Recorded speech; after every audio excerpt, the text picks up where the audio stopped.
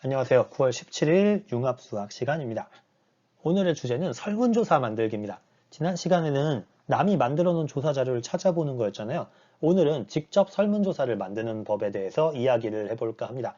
자, 첫 번째는요. 지난 시간 과제를 한번 다시 볼 겁니다. 지난 시간 여러분들이 어려웠던 내용을 말해준 친구도 있고 그리고 지난 시간에 진짜 놀랬던 게 선생님이 여러분한테 통계 찾아보라고 했는데 너무 좋은 통계들을 많이 찾아줬어요. 이따가 그 얘기도 한번 해보려고 해요.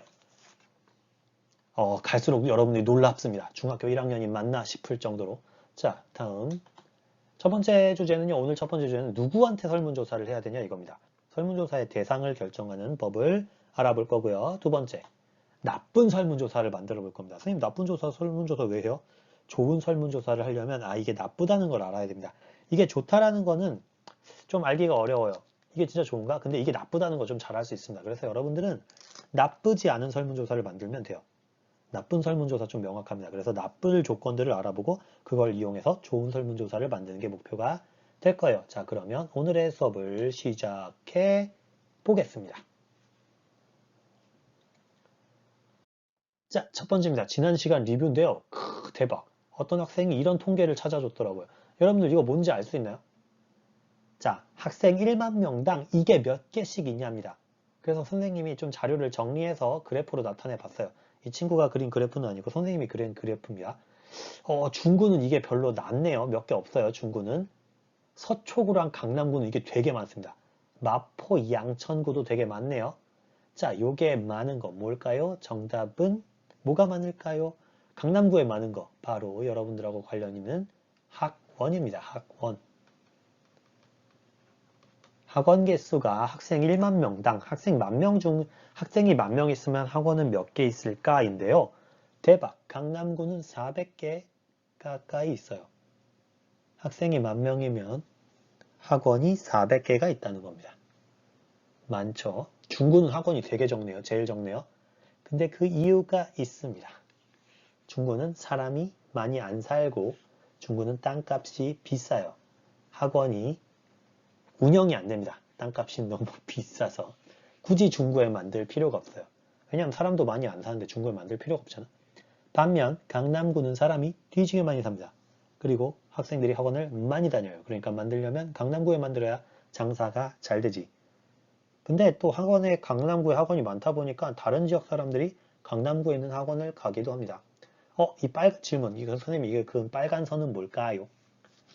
선생님이 그은 이 빨간 선이 바로 평균입니다. 많은 구들이 평균보다 낮다는 걸 알 수 있는데요. 평균보다 높은 구들은 확 높아요. 특히 강남구 같은 경우는 평균의 2배가 넘습니다. 강남은 학원이 되게 많다라는 사실을 알 수가 있어요. 여러분들 실제로 강남구에 가보면 학원 건물이 전부 다, 그러니까 상가 건물이 전부 다 학원인 경우가 많습니다. 별의별 종류의 학원이 다 있어요. 어때요? 통계 자료를 말하면 이제 우리가 실제로 경험하는 삶을 설명할 수가 있죠. 넘어가 봅시다. 어떤 학생은 대체 휴일에 대해서 찾아봤는데 질문, 대체 휴일은 대체 무엇일까요? 말장난이 아니라 대체 휴일이 무슨 뜻인지 알아요? 대체 휴일, 예를 들면 개천절이 일요일이면 짜증나죠? 왜? 개천절을 놀아야 되는데 일요일날 원래 놀잖아. 그러니까 월요일날 쉬는 겁니다. 일요일날이나 토요일날 쉬는 날이 되면 그 전날이나 그 다음날 대신 쉬는 거를 대체 휴일제라고 해요. 우리나라는 근데 이거 잘 보면 2009년 자료예요. 지금은 대체 휴일제가 있습니다. 우리나라도. 자, 그래서 우리나라도 꽤 많이 쉬고 있어요. 근데 2009년에는 그런 게 없었습니다. 예, 우리나라도 지금은 좀 많이 쉬는 편이 되었어요. 좀 충격적인 말이 되었을지 모르겠지만 선생님이 학교 다닐 때는 토요일날 학교를 나갔습니다.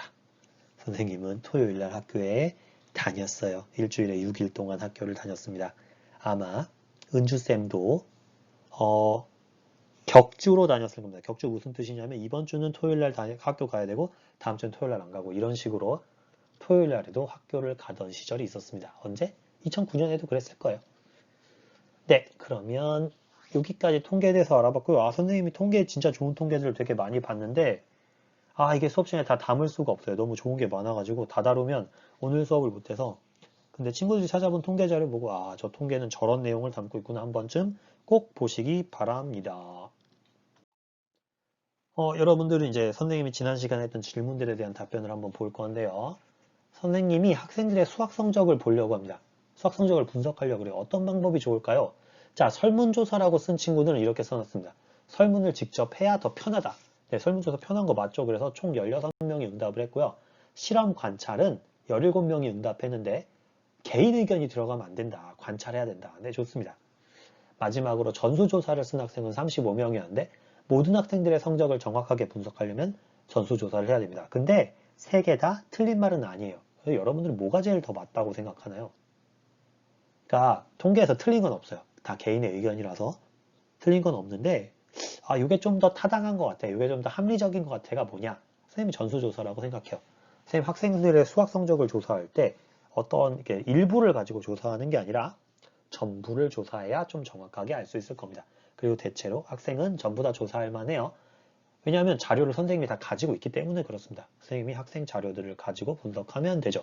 그래서 전수조사하면 됩니다. 전수조사 어려워요? 전수조사는 모든 학생에 대해서 조사하는 걸 전수조사라고 합니다. 됐습니까? 자, 넘어갈게요.